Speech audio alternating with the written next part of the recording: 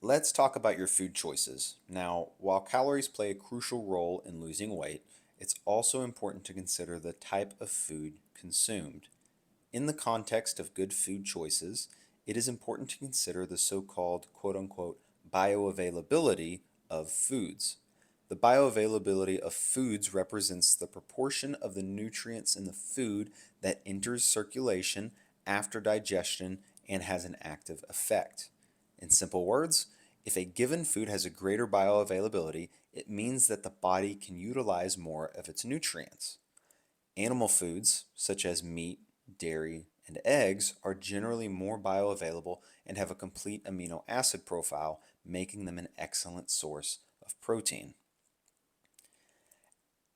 As previously discussed, there are 20 total amino acids that make up proteins, and 9 of them are essential. Animal foods, such as meat, organs, fish, and dairy products, have all 9 essential amino acids, meaning they have a complete amino acid profile. Animal foods also tend to be greatly satiating, which is an essential factor during weight loss because you want to feel full. On the other hand, plant foods such as fruits, vegetables, legumes, and whole grains have inferior amino acid profiles and lower bioavailability.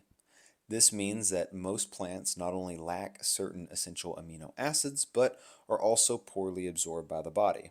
Nevertheless, we're not trying to demonize plants. They are a great source of carbohydrates, fiber, and other micronutrients.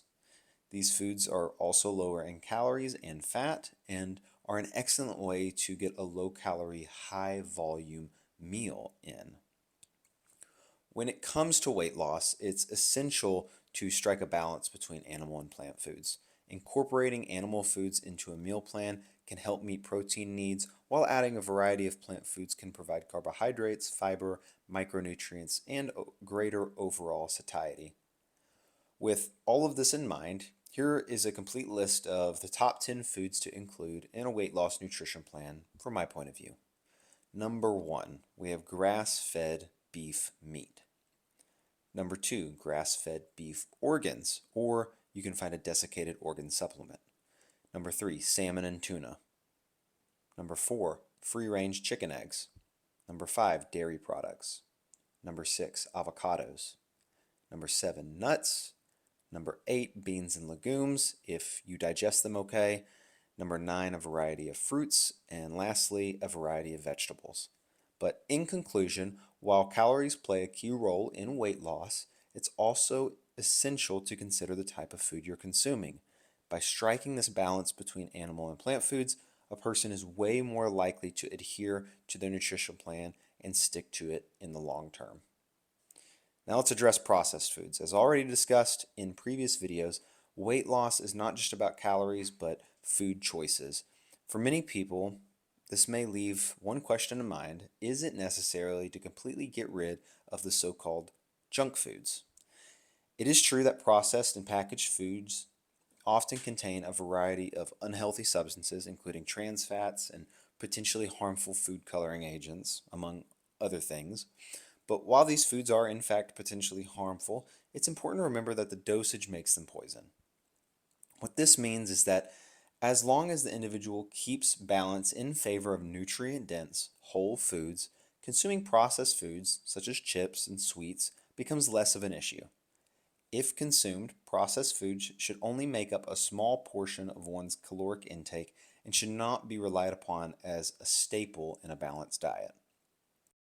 What this means is that it's not necessary to completely exclude them from a weight loss plan. In fact, consuming these foods in moderation can help you to maintain a healthier relationship with food. Having junk food regularly in controlled amounts can decrease their novelty and reduce the likelihood of overeating. Now, this may sound counterintuitive at first, but when considered, it becomes evident that the more an individual is deprived of something, the more special that thing becomes. The more special that thing is, the higher probability of overindulgence.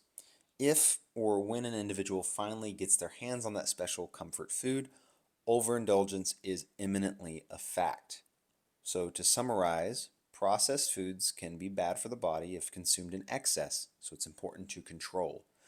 During a period of weight loss, though, consuming such foods can be a viable tool to help you stay on track as long as the balance is kept in favor of nutrient dense, satiating whole foods.